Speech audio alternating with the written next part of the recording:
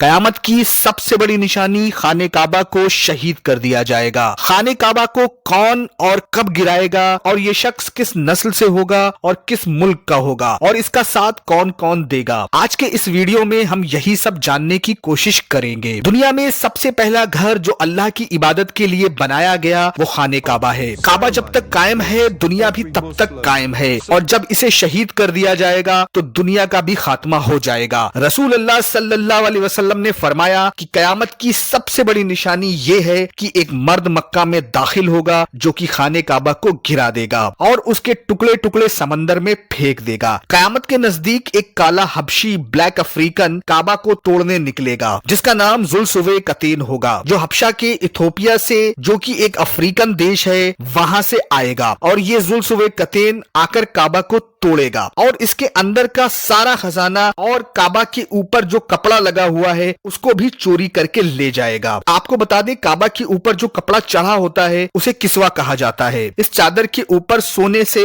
عربی میں آیتیں لکھی ہوئی ہیں، اسی لیے وہ اس بیش قیمتی کپڑے کو چرا لے گا۔ حدیث میں آتا ہے کہ ذوالسویقتین اس وقت آئے گا جب عیسیٰ علیہ السلام کا زمین پر آنے کا وقت ہو جائے گا۔ اللہ کے نبی صلی اللہ علیہ وسلم نے اس کالے حبشی کے بارے میں بتایا ہے کہ ذوالسویقتین آئے گا حبشہ سے جو کہ ایتھوپیا میں ہے، اور وہ آ کر کعبہ کو گرا دے گا اور کعبہ میں رکھا سارا خزانہ جو بہت سے بادشاہوں نے اس کے نیچے رکھا ہوا ہے اس کو نکال لے گا۔ نبی صلی اللہ علیہ وسلم نے آگے بتایا کہ وہ اس کو دیکھ بھی رہے ہیں کیونکہ اللہ نے انہیں یہ سب دیکھنے کی طاقت عطا کی تھی۔ اللہ کے نبی نے اس کے بارے میں بتایا کہ وہ ایک گنجا آدمی ہوگا اور اس کے ہاتھ اور پیر ٹیڑھے ہوں گے اور اس کی ٹانگیں بہت پتلی ہوں گی، اور وہ کعبے کو توڑنا شروع کرے گا اپنی کدال اور اپنے پھاوڑے سے، اور کعبے کے ایک ایک پتھر کو نکال دے گا اور اس کو پوری طرح سے توڑ ڈالے گا۔ اللہ کے نبی صلی اللہ علیہ وسلم نے یہ بھی کہا اہل حبشہ کو چھوڑے رہو جب تک وہ تمہیں چھوڑے ہوئے ہیں، کیونکہ کعبہ کے خزانے کو ذوالسویقتین کے علاوہ اور کوئی نہیں نکالے گا۔ ایک اور جگہ پر آپ صلی اللہ علیہ وسلم نے ارشاد فرمایا کہ وہ چھوٹی پنڈلیوں والا کالا حبشی خانہ کعبہ کو شہید کر دے گا۔ ایک ایسا وقت آئے گا جب خانہ کعبہ کی حرمت کو، اس میں رہنے والے لوگ اس کی عزت کو پامال کر دیں گے۔ حضرت ابو ہریرہ رضی اللہ عنہ سے روایت ہے کہ رسول اللہ صلی اللہ علیہ وسلم نے ارشاد فرمایا ایک شخص جس سے مراد امام مہدی ہے، حجر اسود اور مقام ابراہیم کے دوران ان کی بیعت کی جائے گی۔ اس گھر کی حرمت کو اس کے رہنے والے لوگ ہی پامال کریں گے، اور جب ایسا ہوگا